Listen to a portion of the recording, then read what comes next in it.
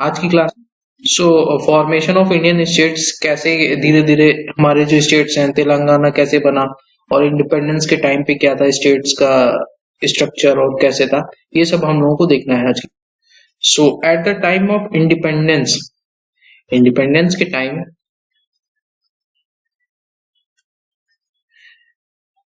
Total 552 princely states थे। Total 552 princely. So out of 552, 549 ने India join कर लिया था। उन मतलब सो उसके जब ब्रिटिशर्स इंडिया छोड़ के जा रहे थे, तो ब्रिटिशर्स ने इन प्रिंसली स्टेट्स को तीन ऑप्शंस दिए थे। या तो इंडिया ज्वाइन कर लीजिए आप, ज्वाइन इंडिया, और ज्वाइन पाकिस्तान, दूसरा ऑप्शन पाकिस्तान, और तीसरा ऑप्शन ये था कि आप इंडिपेंडेंट रहिए। सो इन 552 में 549 ने तो इंडिया ज्वाइन कर लिया था, और बचते कितने हैं? तीन। इन्होंने क्या किया था, ये रिमेन इंडिपेंडेंट रहना चाह रहे थे, ठीक है, लेकिन पाकिस्तान के साथ कोई नहीं जाना चाह रहा था।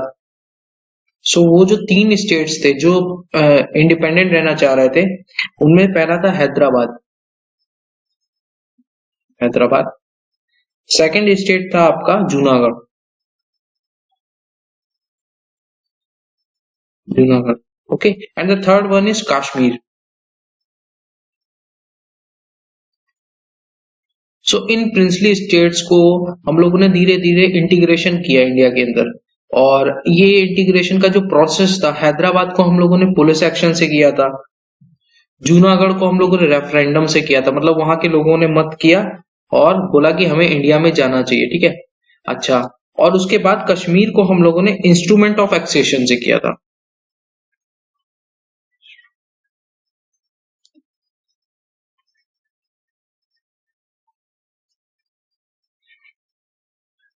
ओके।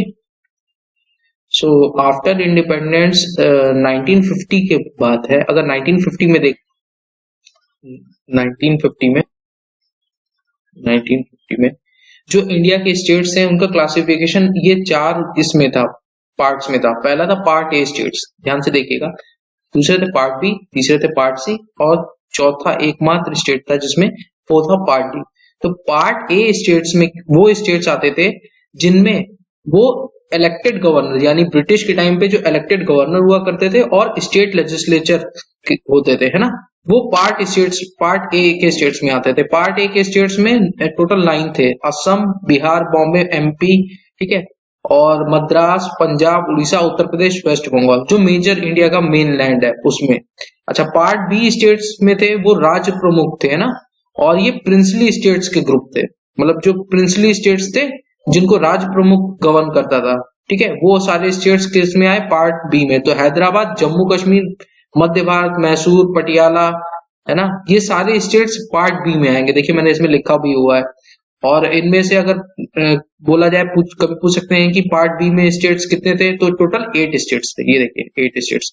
ध्यान देने वाली बात है, यहाँ पे टोटल कितने स्टेट्स हैं? यहाँ पे 9 स्टेट्स हैं, यहाँ पे 8 स्टेट्स। ये नंबर याद रखने की बहुत इंपॉर्टेंट है, पूछ सकते हैं पार्ट ए में कितने थे, पार्ट बी में कितने थे। अच्छा, पार्ट ए को रूल जो करता था वो था गवर्नर, और इसको राज प्रमुख, ठीक है। इसी तरह similar to part C states थे। पार्ट सी में 10 स्टेट्स है, देखिए 9, 8, 10, है ना। इसमें अजमेर, भोपाल, बिलासपुर, कुर्ग, दिल्ली, हिमाचल प्रदेश छोटे छोटे स्टेट्स थे, लेकिन ये 10 थे। इनको गवर्न करने वाला पर्सन कौन था? Chief commissioner. This is very important point, chief commissioner. And the last is Andaman and Nicobar island, जो कि हमारे अंडमान बे ऑफ बंगाल में है, ठीक है। उसको गवर्न करता था, वो था लेफ्टिनेंट गवर्नर। ऐसा नहीं है, देखिए दिल्ली अगर पूछा जाए कभी कि 1950 में किसके द्वारा गवर्न होता था, तो दिल्ली इस समय लेफ्टिनेंट गवर्नर द्वारा रूल होता है, लेकिन उस समय चीफ कमिश्नर के द्वारा रूल होता था। ये ध्यान देने वाला पॉइंट है। Delhi eight the time of 1950 who was the governor, और who governed the Delhi, तो he was chief commissioner, okay, he was not lieutenant governor, but now 2017 में वो lieutenant governor होता है, okay। सो फ्रेंड्स, आज अभी हम लोगों को देखना है कि कौन कौन सी कमिटी स्टेट रीऑर्गेनाइजेशन, जो भी मतलब बाउंड्री माइग्रेशन हुआ, नए स्टेट्स का फॉर्मेशन हुआ, पुराने स्टेट्स का एबॉलिशन हुआ, ये सारे किस प्रोसेस से हुए, ठीक है। और इनमें जो जो कमिटी बनी और उनके क्या क्या रिकमेंडेशंस थे, उनके क्या क्या इंपॉर्टेंट पॉइंट्स हैं, वो सारे हम लोग देखते हैं। सो अगर देखा जाए कि अगर इसका मतलब अगर हिस्टोरिकल एस्पेक्ट देखें तो 1928 में ऑल पार्टी कॉन्फ्रेंस हुई थी। ऑल पार्टी कॉन्फ्रेंस, अगर हिस्टोरिकल पर्सपेक्टिव से देखा जाए तो ऑल पार्टी कॉन्फ्रेंस में मोतीलाल नेहरू हेड थे, एमएल नेहरू, जवाहरलाल नेहरू के फादर। उन्होंने रिकमेंडेशन किया था, उन लोगों ने मतलब उस समय ये एक्सेप्टेंस, जनरल एक्सेप्टेंस बनी थी कि जो स्टेट का फॉर्मेशन होगा, नए स्टेट्स का फॉर्मेशन होगा, स्टेट्स का फॉर्मेशन वो होगा लिंग्विस्टिक बेसिस पे। मतलब जैसे तमिल जहां पे एक लैंग्वेज होगी तो तमिल लैंड बन जाएगा, जहां पे भोजपुरी होगी तो वहां पे भोजपुरी का एक लैंड बन जाएगा, स्टेट बन जाएगा। तो उन्होंने जो फाउंडेशन दी वो थी लिंग्विस्टिक बेसिस पे। ये बहुत स्टेट फॉर्म हुए, कैसे नए स्टेट्स का फॉर्मेशन हुआ और कैसे उनका स्ट्रक्चर बना, कैसे पुराने स्टेट्स एबॉलिश हुए, कैसे धीरे धीरे इवोल्यूशन हुआ चीजों का, है ना। उनके एरिया कौन से डिमिनिश हुए, कौन से नए एरिया ऐड किए गए, तो ये सारी चीजें और ये सारे जो कमीशंस बने उनके रिकमेंडेशन क्या थे, जैसे और उनमें मेन लीड पर्सन कौन कौन सा था, ये सब हम लोगों को देखना है। सो अगर हिस्टोरिकल पॉइंट ऑफ व्यू से देखा जाए इसका क्या इंपॉर्टेंस है, तो 1928 में, ध्यान दीजिएगा, 1928 में ऑल पार्टी कॉन्फ्रेंस हुई थी। All party conference, okay. All party conference में मोतीलाल नेहरू हेड थे, एमएल नेहरू, पंडित जवाहरलाल नेहरू के फादर, ठीक है। एमएल नेहरू ने जब ऑल पार्टी कॉन्फ्रेंस की थी तो उन्होंने एक प्राइमरी कंडीशन रखी थी कि जो स्टेट्स का रीऑर्गेनाइजेशन होगा, ध्यान दीजिएगा, स्टेट्स का रीऑर्गेनाइजेशन होगा वो किस बेसिस पे होगा, क्या किसी कास्ट के बेसिस पे होगा या फिर कोई रीजनल बेसिस पे होगा, या क्या बेसिस होना चाहिए। तो उन लोगों ने जो एम्फेसिस और रिकमेंडेशन दी थी वो था लिंग्विस्टिक बेसिस पे होना चाहिए। मतलब कहाँ पे कौन से किस रीजन पे कौन सी लैंग्वेज बोली जाती है, कौन सी लैंग्वेज प्रिवेल्ड है ना, जिस जिस रीजन में उनको मिला के एक स्टेट बना दिया जाए, उन एरियाज को मिला के एक स्टेट का फॉर्मेशन कर दिया जाए। तो इन्होंने जो रिकमेंडेशन दिया था वो linguistic was the linguistic basis पे स्टेट्स का फॉर्मेशन होना चाहिए। सो उसके बाद जो नेक्स्ट कमीशन बना वो था लिंग्विस्टिक प्रोविंसेस कमीशन। ध्यान दीजिएगा, लिंग्विस्टिक कमीशन का नाम क्या था, प्रोविंसेस का मतलब जो कमिटी बैठी, ठीक है, provinces commission.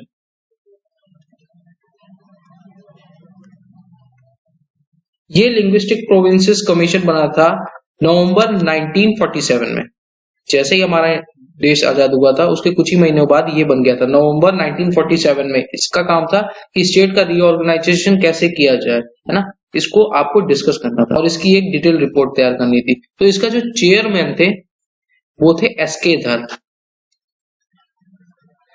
That is why it is also called as S K Dhar, यानी धर कमीशन, धर कमीशन, ओके।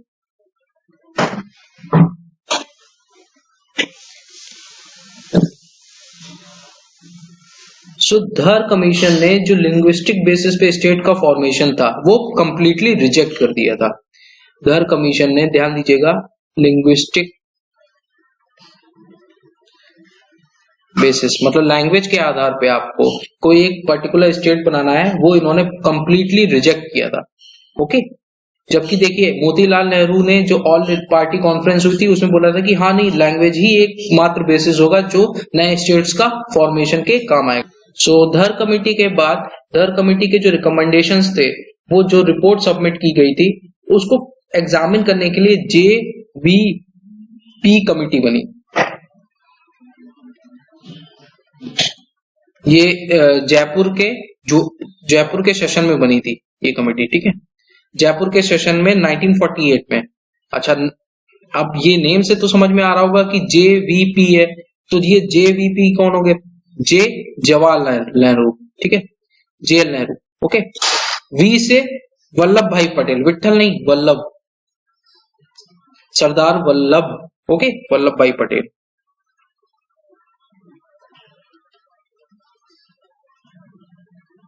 और third P for Pattabhi Sitharaman.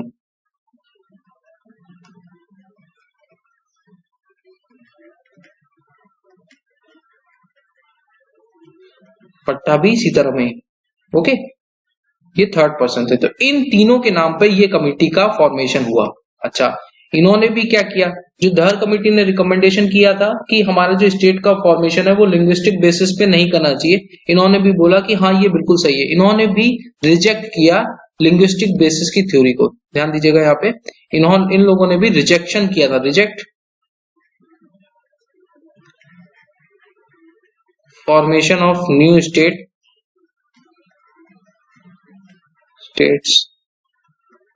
On basis of language. अच्छा, ऐसा इन्होंने क्यों किया था?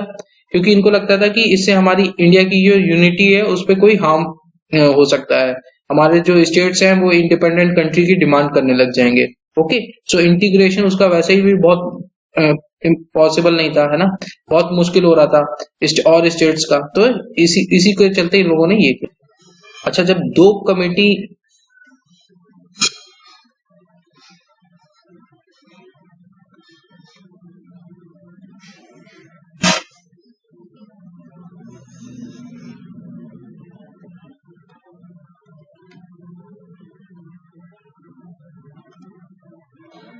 अच्छा, जब धर कमेटी एंड जेवीपी कमेटी ने रिजेक्ट कर लिया कि लिंग्विस्टिक और लैंग्वेज के बेसिस पे स्टेट का रीफॉर्मेशन या रीऑर्गेनाइजेशन नहीं होगा, तो हमारे इंडिया में काफी सारे एजिटेशंस हुए, स्पेशली इन साउथ इंडिया। तो उसमें कभी कभी क्या होता है कि इतना एजिटेशन होता है कि लोग भूख हड़ताल करते हैं और कुछ लोग फास्ट अनटू डेथ करते हैं। तो उन्हीं में से एक पर्सनैलिटी थे, कांग्रेस वर्कर थे, he was Congress workers death. इन्होंने भी मतलब ये मूवमेंट चालू किया और इन्होंने प्रोटेस्ट में फास्ट अनटू डेथ किया। इनका नाम था श्रीराम मुल्लू, पोटी श्रीराम मुल्लू, ओके, अगर इसको प्रोनाउंशिएट करेंगे ऐसे तो पोटी श्रीराम मुल्लू। इन्होंने फास्ट अनटू डेथ किया और इनकी उसमें डेथ हो गई। अच्छा, इनकी डिमांड क्या थी? इनकी डिमांड ये थी कि जो मद्रास स्टेट है वो तमिल बायस ज्यादा है, मद्रास स्टेट, ओके, वहां पे तमिल लोगों का डोमिनेंस है, और इनकी डिमांड थी कि हमारे तेलुगु लोगों को राइट्स मिलने चाहिए। इन्होंने तेलुगु लोगों को राइट्स के लिए एक अलग डिमांड, अलग स्टेट की एक सेपरेट स्टेट बना दिया from Madras. It was separated from Madras. ये क्या था? तेलुगु स्पीकिंग लोगों यहाँ पे मेजोरिटी में थे, ठीक है। आंध्र प्रदेश को सेपरेट किया गया था, separated from Madras, okay, Madras जहां पे तमिल लोग बोलते हैं, तमिल। आंध्र प्रदेश का फॉर्मेशन किया गया और इसको सेपरेट। सो जैसे जैसे आंध्र प्रदेश का फॉर्मेशन हुआ तो ये प्रॉब्लम सॉर्ट आउट करने के लिए जवाहरलाल नेहरू ने, जेएल नेहरू ने 1953 में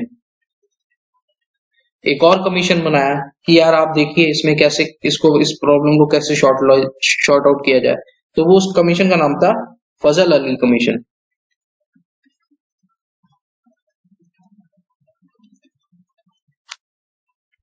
सो इस कमीशन के जो मेजर रिकमेंडेशन थे वो ये थे कि आपको पहले तो जो 4 स्टेट का क्लासिफिकेशन था, part A, part B, part C, अभी मैंने आप लोगों को बताया, ये पार्ट वाइज जो क्लासिफिकेशन है, part A, B, C, D, है ना, ये सारे पार्ट वाइज क्लासिफिकेशन आपको एबॉलिश करने हैं इमीडिएटली,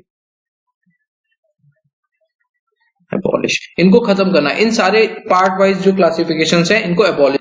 सेकेंड, इसने वन लैंग्वेज वन स्टेट की थ्योरी रिजेक्ट की थी, ध्यान दीजिएगा, वन लैंग्वेज वन स्टेट की थ्योरी को रिजेक्ट किया था।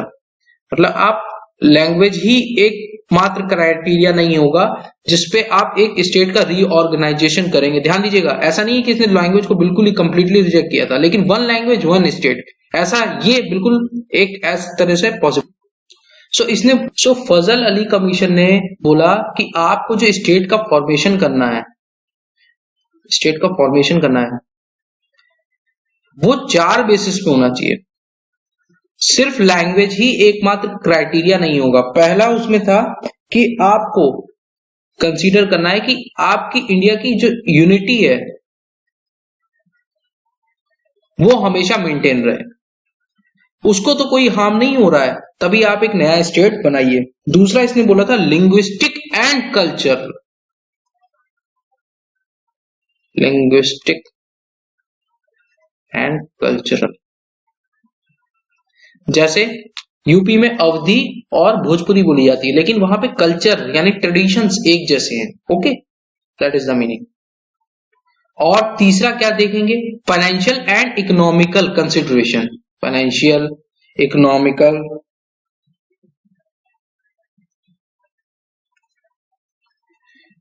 And administration. ऐसा नहीं है कि आपने लैंग्वेज के बेसिस पे बना दिया और आपको क्या है बाद में रूल करने में दिक्कत हो रही है, तो ये चीज भी कंसीडर करनी पड़ेगी। जो चौथा बोला था कि आपको, चौथा इसने बोला था कि प्रमोशन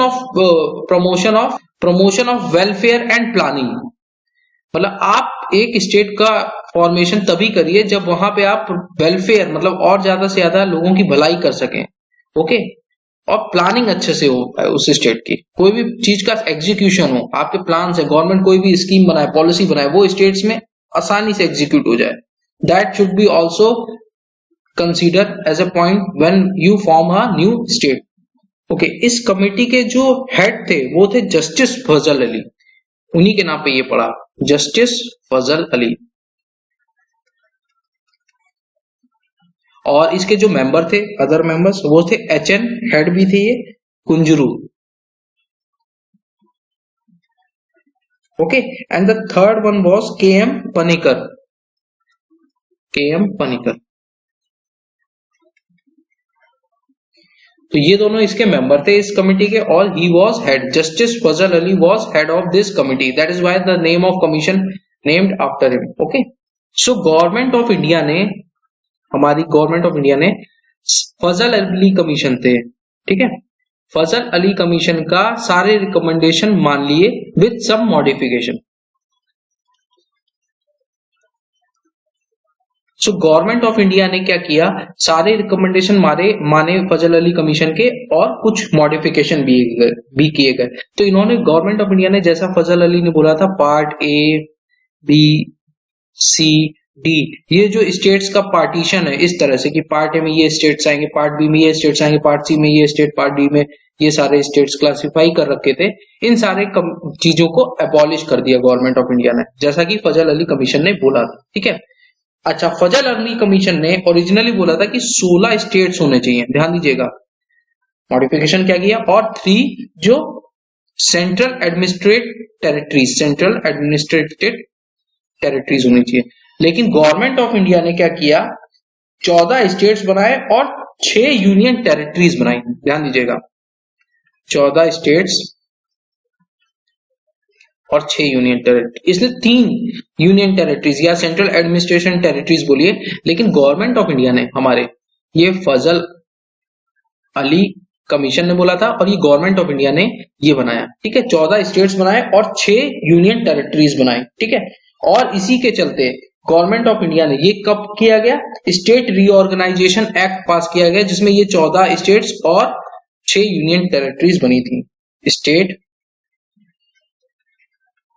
रीऑर्गेनाइजेशन एक्ट, सो स्टेट रीऑर्गेनाइजेशन एक्ट 1956 में बनाया और ये पास हुआ, फिर उसके बाद 14 स्टेट्स और 6 यूनियन टेरिटरीज बनाई गई। अच्छा, ये 7th कॉन्स्टिट्यूशनल अमेंडमेंट एक्ट था। वैसे इतना डिटेल में ये चीज जानने की जरूरत नहीं है, लेकिन ये कौन सा कॉन्स्टिट्यूशनल अमेंडमेंट एक्ट था, 7वां constitutional amendment act.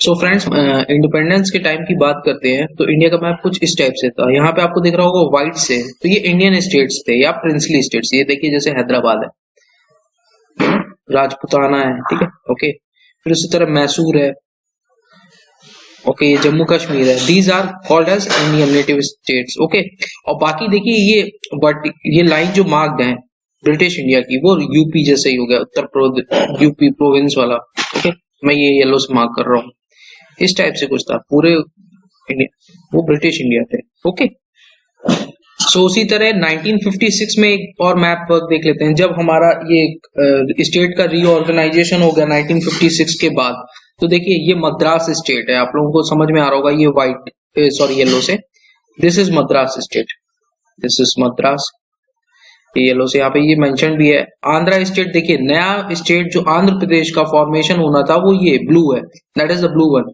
The blue one is Andhra state,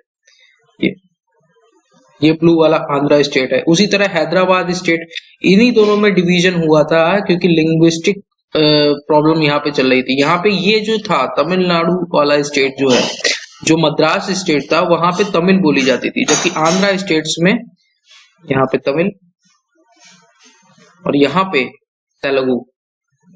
अभी मैंने आप लोगों को बताया कि किसने फास्ट अनटू डेथ किया, इस रीजन से ही इसको बनाया गया नया स्टेट्स। उसी तरह मैसूर स्टेट्स, ये ग्रीन से मार्क्ड है।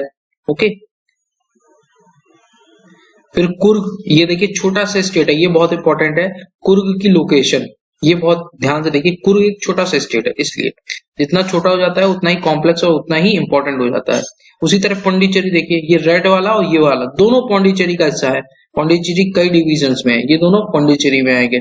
ओके, बॉम्बे ये देखिए यहाँ तक आया, नीचे कर्नाटका वाला पोर्शन भी कवर कर रहा है नए मैप के अकॉर्डिंग। ओके, अच्छा, फिर आपका आता है आपका त्रावणकोर कोची स्टेट, वो ये है जो आज की डेट में केरला है। Okay, this is here. अच्छा, उसी तरह एक और मैप हम लोग देखते हैं कि 1951 में एडमिनिस्ट्रेशन जो डिवीजन थी वो देखिए किस तरीके से थी इंडिया की।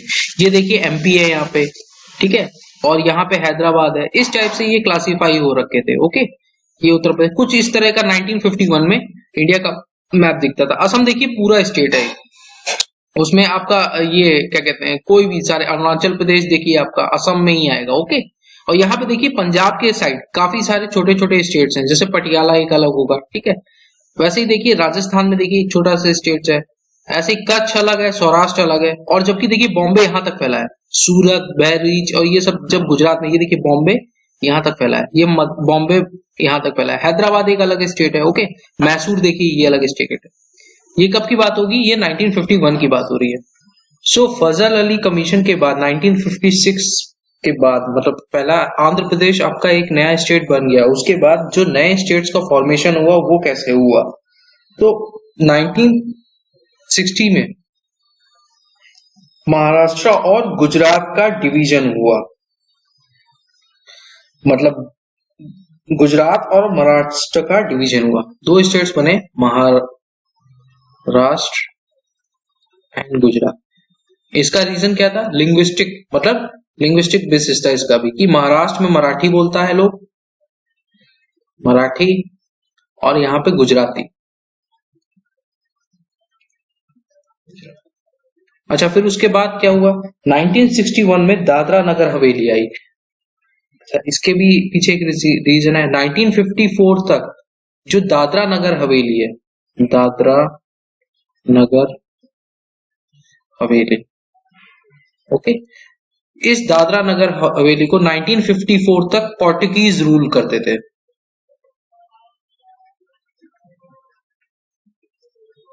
ओके, इंडियंस इसको रूल नहीं करते थे 1954 तक, it was not part of India और इंडियन टेरिटरी। ओके, तो उसके बाद क्या हुआ कि 1954 में इसका लिबरेशन हुआ, और 1954 से 1961 तक ये एडमिनिस्ट्रेशन के अंतर्गत गए थी, डायरेक्ट, मतलब इसमें यूनियन गवर्नमेंट इसको रूल कर रही थी, इसको एक फुल फ्लेज्ड यूनियन टेरिटरी का दर्जा नहीं दिया गया था।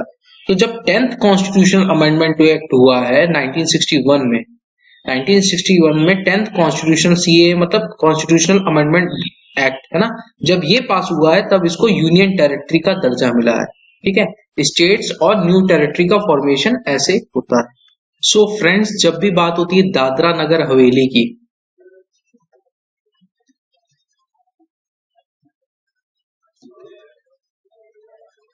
तो लोगों को अक्सर कंफ्यूजन होता है इसकी लोकेशन कहाँ है। ये तो सबको पता रहता है कि ये गुजरात में है, गुजरात और महाराष्ट्र के आसपास है, लेकिन ये इसको एग्जैक्ट लोकेशन और इसकी एग्जैक्ट ज्योग्राफिकल एंटिटी कैसे इसको रिप्रेजेंट करेंगे, इसके बारे में लोगों को पता नहीं रहता। सो उसी के लिए मैंने मैप वर्क किया है। देखिए यहाँ पे दादरा अलग चीज है, ये चीज ध्यान देने वाली है, दादरा अलग है एंड नगर हवेली अलग है। तो ये दो है, ठीक है, ये दो टेरिटरी है, दादरा एंड नगर हवेली। ओके, सो ये दोनों अलग अलग है। ये मैप में लोकेट कहाँ करेंगे, तो ये देखिए यहाँ पे ये गुजरात है, ये बाउंड्री गुजरात की यहाँ से चालू हुई है ऐसे करके ऐसे, फिर यहाँ से महाराष्ट्र चालू हो जाता है। तो ये जो ये है, ये टेरिटरी आप देख रहे हैं छोटी सी, that is Dadra Nagar Haveli. Okay, अच्छा अब इसको मैं मैप को अगर ढंग से ड्रॉ करूं, इसको जूम इन करके ड्रॉ करूं, देखिए ये मैप को ऐसे करके, ऐसे कुछ है कहीं, ये एग्जैक्ट मैप नहीं हो सकता, ये थोड़ी बाउंड्री की लोकेशन ये। तो इसमें आप देखिए दो मैंने टेरिटरी बनाई, एक बहुत बड़ी, एक छोटी सी गोल सी बनाई है। तो जो दादरा है फर्स्ट वन वो ये है, दादरा इज ये दिस वन। ओके, एंड जो नगर हवेली है वो ये है। ओके, ये बड़ा सा, तो ये दादरा अलग है, नगर हवेली ये है। ओके, ये चीज ध्यान रखिएगा। और इसकी जो कैपिटल है वो यहाँ पे सिलवासा है, यहाँ पे देखिएगा सिलवासा, इट्स कैपिटल यहाँ पे सिलवासा। ओके, सो दादरा नगर हवेली कब हमारे उसमें क्या कहते हैं, एक नया यूनियन टेरिटरी आया 1961 में। कब इसको लिबरेट किया गया था, 1954 में, पोर्टुगीज से इसको लिबरेट किया था। ये पॉइंट ध्यान रखिएगा। सो उसके बाद हम लोगों को देखना है कि क्या हुआ, ठीक है। 1961 में आपको ध्यान दीजिएगा, 1961 में क्या हुआ था। अच्छा, इसको 1961 में क्या था, गोवा, दमन, दीव, ये तीनों टेरिटरी को पुलिस एक्शन द्वारा पोर्टुगीज गवर्नमेंट से इंडिया ने छीन लिया था, ठीक है। ये सारी टेरिटरीज को पुलिस एक्शन द्वारा इंडियन गवर्नमेंट ने पोर्टुगीज से ले लिया था, गोवा, दमन एंड दीव 1961 में। ओके, अब ये नेक्स्ट स्टेट और यूनियन टेरिटरी का फॉर्मेशन अगर देखेंगे, ठीक है। फिर उसके बाद 1962 में 12th कॉन्स्टिट्यूशनल अमेंडमेंट एक्ट पास हुआ, जिसमें इन तीनों को पहले तो यूनियन टेरिटरीज बोला गया, गोवा, दमन, दीव यूनियन टेरिटरीज है। बाद में 1987 में, ध्यान दीजिएगा, 1987 में गोवा को स्टेटहुड का दर्जा दे दिया गया, ठीक है। अच्छा, आप लोगों को क्या है, ये तो पता रहता है गोवा इधर नीचे कहीं पे महाराष्ट्र में, महाराष्ट्र के पास है, नेबर में है ना। लेकिन दमन एंड दीव को अगर लोकेट करना हो तो इसीलिए मैंने ये देखिए गुजरात का मैप ले रखा है ना। अब इसमें हम लोग दमन और दीव कहाँ पे वो लोकेट करेंगे।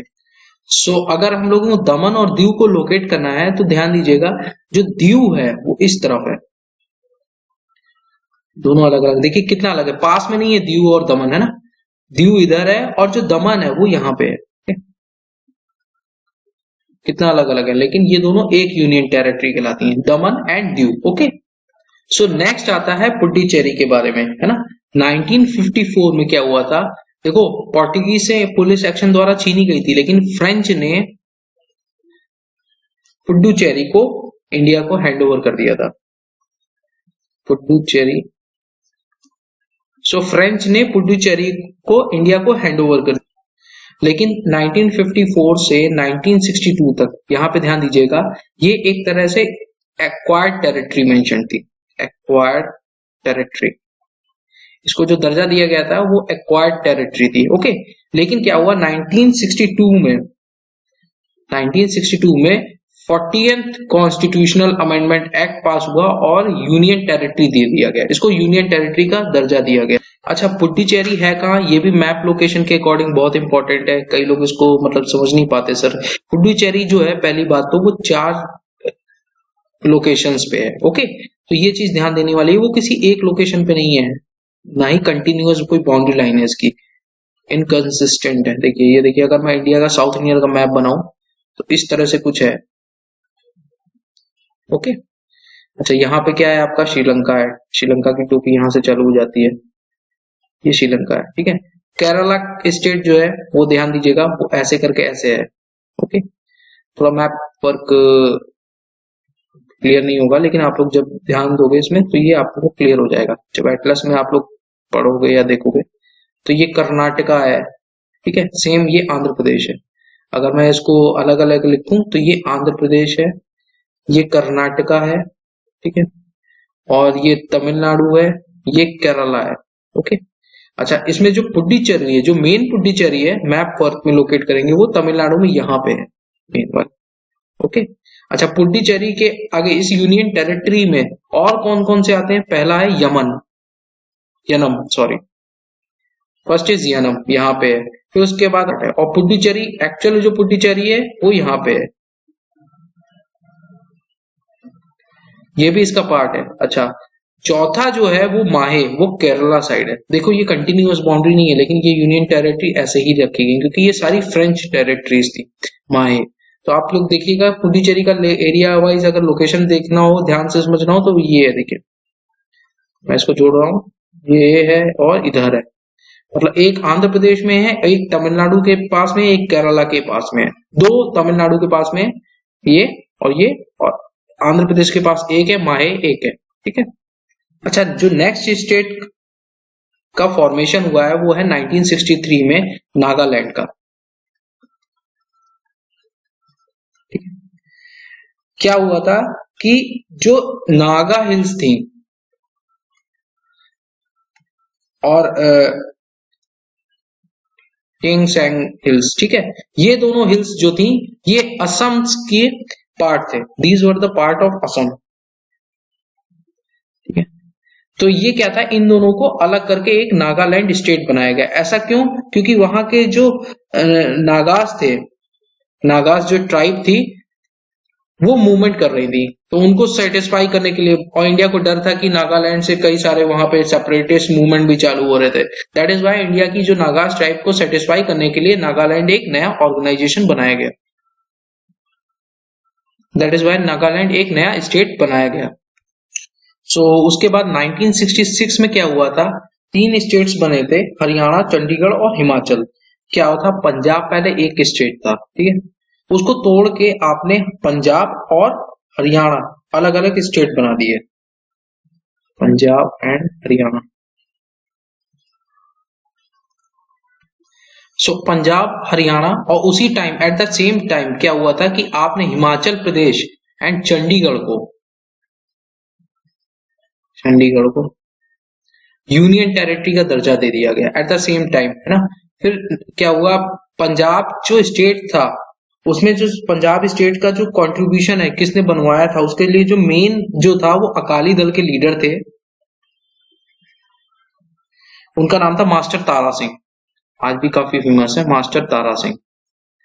इन्होंने डिमांड की कि पंजाबी स्पीकिंग स्टेट एक अलग होना चाहिए, दैट इज वाई पंजाब को अलग किया गया, ठीक है। और 1966 में शाह कमीशन ने जो रिपोर्ट सबमिट की थी, शाह कमीशन की रिपोर्ट के बेसिस पे ये पंजाब अलग हुआ, ठीक है। फिर इसमें चार डिविजन्स ये हुए कि पंजाब अलग, हरियाणा और हिमाचल और चंडीगढ़ अलग। फिर 1971 में जो हिमाचल प्रदेश स्टेट था 1971 में, उसको स्टेट का दर्जा दे दिया, ओके। यूनियन टेरिटरी से 1971 में हिमाचल प्रदेश को स्टेट का दर्जा दे। सिमिलरली 1972 में हमारे मणिपुर, त्रिपुरा और मेघालय, मणिपुर, त्रिपुरा और मेघालय नए स्टेट्स का फॉर्मेशन हुआ। सो उसके बाद हम लोग देखते हैं सिक्किम स्टेट के बारे में क्या इंपॉर्टेंस है और उसका फॉर्मेशन कैसे हुआ। सिक्किम स्टेट के बारे में 1947 तक जो सिक्किम है वो रूल किया जाता था वो चोग्याल द्वारा, चोग्याल लोग थे वहां पे, उनके द्वारा ये सिक्किम रूल करता था। अच्छा, फिर क्या हुआ, जब 1947 के बाद, मतलब 19 आफ्टर 1947 जो सिक्किम था वो इंडिया का प्रोटेक्टोरेट स्टेट बना।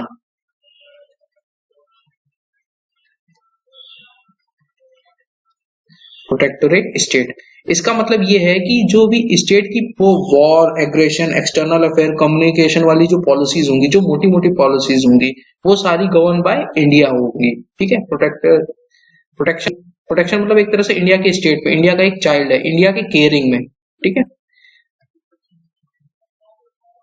सो 1974 में क्या हुआ, सिक्किम ने अपनी डिजायर एक्सप्रेस की कि हम भाई इंडिया के साथ ज्वाइन करना चाहते हैं। तो 1975 में कॉन्स्टिट्यूशनल अमेंडमेंट एक्ट हुआ और सिक्किम को एक स्टेटहुड का दर्जा दे दिया गया। सिमिलरली 1987 में मिजोरम, गोवा, ठीक है, गोवा को अभी तक फुल स्टेटहुड का दर्जा नहीं मिला था, मिजोरम, अरुणाचल प्रदेश, नॉर्थ ईस्ट में, है ना, और उसके बाद गोवा, इन सारे स्टेट्स का फॉर्मेशन। उसी के बाद 2000 में आपका छत्तीसगढ़ का फॉर्मेशन हुआ। किससे कटाई है? ये आपका एमपी से कटा। ओके, ये कई लोग कंफ्यूज हो जाते हैं छत्तीसगढ़ और झारखंड में, ठीक है। और झारखंड का फॉर्मेशन हुआ वो बिहार से हुआ। ओके, ये सारे स्टेट्स एक ही मतलब ईयर में हुए थे, ठीक है। उसके बाद हुआ उत्तराखंड, यू से उत्तराखंड, यू से किससे कटेगा? यूपी से, बड़ा ऑब्वियस है, ठीक है। उत्तराखंड का जहां पे देहरादून इसकी कैपिटल है। ओके, ये सारे स्टेट्स बने। सो अभी जो लेटेस्ट है वो है 2014 में जो नया स्टेट फॉर्म हुआ है वो है आंध्र प्रदेश रीऑर्गेनाइजेशन एक्ट, ठीक है। इस एक्ट के तहत किसका फॉर्मेशन हुआ? वो था तेलंगाना में, क्योंकि इस रीजन में क्या था? अंडर डेवलपमेंट हो रहा था, सारा का सारा डेवलपमेंट आंध्र प्रदेश में हो रहा था, ठीक है। सिमिलरली जैसे छत्तीसगढ़ के पास क्या था? रिसोर्सेज बहुत ज्यादा थे, लेकिन एमपी के पास क्या था? रिसोर्सेज बहुत कम थे, लेकिन डेवलपमेंट कहाँ पे हो रहा था? सारा का सारा एमपी में हो जा रहा था। तो वो यूज रिसोर्सेज का एक तरह से यूटिलाइजेशन एमपी में कर रहे थे, बजाय जहां के जो नेटिव रिसोर्सेज है वहां के नेटिव लोगों के लिए इन रिसोर्सेज का यूटिलाइजेशन नहीं हो रहा था। दैट इज वाई तेलंगाना को अलग करना पड़ा। सो फ्रेंड्स, हम लोगों को देखना है कि और क्या क्या इंडियन स्टेट्स की डिमांड्स हो रही हैं, नए स्टेट्स के फॉर्मेशन की डिमांड्स हो रही हैं। तो सबसे पहले देखते हैं कि कौन कौन से स्टेट्स की डिमांड और कहाँ कहाँ हो रही है। अगर सबसे पहली बात की जाए तो यूपी में जैसे बात करते हैं, तो यूपी में 3 हिस्सों में डिवाइड हो रही है जो मेजर है। पहला है अवध, वो बीच वाला पोर्शन है, लखनऊ कानपुर वाला, ये अवध। अगर यूपी का मैप ऐसे करके ऐसे है, ये मैप हो सकता है गलत हो थोड़ा बनाने में, ठीक है। तो जो सेंट्रल यूपी है ये वाला, ठीक है, यूपी में जो डिमांड है वो है अवध।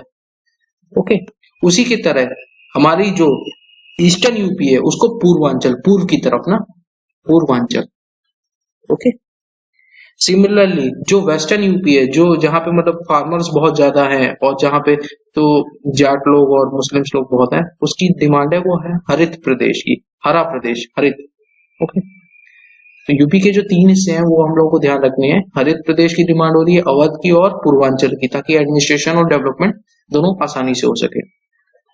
अच्छा, उड़ीसा में एक और स्टेट की डिमांड हो रही है। जैसे उड़ीसा का मैप क्या कहते हैं आपका, ऐसे करके ऐसे है। ओके, तो जो उड़ीसा का मैप यहाँ वाला है, छत्तीसगढ़ से लगा हुआ है, इस जगह की रीजन, इसमें जो डिमांड हो रही है उसको बोलते हैं कोसल। कोसल नाम का एक नया स्टेट बनाया जाए। और उसी तरह सिमिलरली हमारे जो साउथ में आते हैं, कर्नाटका में जो कुर्ग वाला एरिया था यहाँ पे, वहां पे जो नई डिमांड हो रही है उसको बोल रहे हैं कोडागू। कोडागू नए स्टेट, कोडागू फॉर्मेशन की डिमांड कहाँ पे हो रही है? वो कर्नाटका कुर्ग वाले रीजन पे, ठीक है। इसी तरह साउथ में एक नए स्टेट की डिमांड हो रही है, उसको बोलते हैं साउथ ऑफ आंध्र प्रदेश में, वो बोलते हैं रायलसीमा, रायलसीमा। ओके, अच्छा, महाराष्ट्र में जो नागपुर रीजन है, जहां पे क्या कहते हैं बहुत ज्यादा मतलब सूखा पड़ता है, ठीक है, जहां पे बारिश नहीं पहुंच पाती है ऊपर, नागपुर रीजन महाराष्ट्र में, उसको बोलते हैं विदर्भ। अच्छा, गुजरात में क्या है, जो ये वाला बेल्ट है, वो तो सूरत, बहरीच और ये बहरूच, ये वाला बेल्ट जो है जहां पे अहमदाबाद, सूरत, बहरूच ये सारे हैं, ये तो बहुत डेवलप है क्योंकि ये मुंबई से कनेक्टिविटी अच्छी है। लेकिन क्या है, गुजरात में भी सौराष्ट्र वाला जो रीजन है, नीचे वाला सौराष्ट्र और कच्छ, ठीक है, तो सौराष्ट्र वाला जो रीजन है उसका डेवलपमेंट नहीं हो रहा है। तो अगर गुजरात में अगर बोला जाए कौन से स्टेट की मांग हो रही है, वो है सौराष्ट्र, ठीक है। अच्छा, उसी तरह बुंदेलखंड एरिया जो है, जहां पे ग्वालियर और झांसी, ये सारा एरिया, यहाँ पे एमपी और यूपी के बीच के एरिया को बुंदेलखंड की डिमांड हो रही है। अच्छा, बिहार में जो बिहार का जो ईस्ट वाला पोर्शन है, ठीक है, और आपके झारखंड का नॉर्थ ईस्ट वाला पोर्शन है, यहाँ पे जो वेस्ट बंगाल के बॉर्डर से टच होता है, वहां पे भी डिमांड हो रही है, उसको बोलते हैं मिथिलांचल। ये सारे मूवमेंट हो चुके हैं, तो ये अगर कभी पूछा जाए तो कौन कौन से नए स्टेट्स की डिमांड कहाँ कहाँ पर हो रही है, वो ये है, ठीक है। अच्छा, फिर उसके बाद असम में एक काफी फेमस मूवमेंट चला है, वो है बोडोलैंड। बीच वाला रीजन जो है असम में वो बोडोलैंड, ठीक है। ये देखिए बोडोलैंड यहाँ पे होगा मैप पे। अगर असम का मैप ऐसे है, मैं आपको ड्रॉ करता हूँ, ऐसे कुछ है। तो जो ये नॉर्थ वेस्ट वाला रीजन है, ठीक है, यहाँ पे जो डिमांड हो रही है इसको बोलते हैं बोडोलैंड। ओके, फिर सिमिलरली करबी, असम में एक और डिमांड है, वो इस जगह का रीजन है करबी।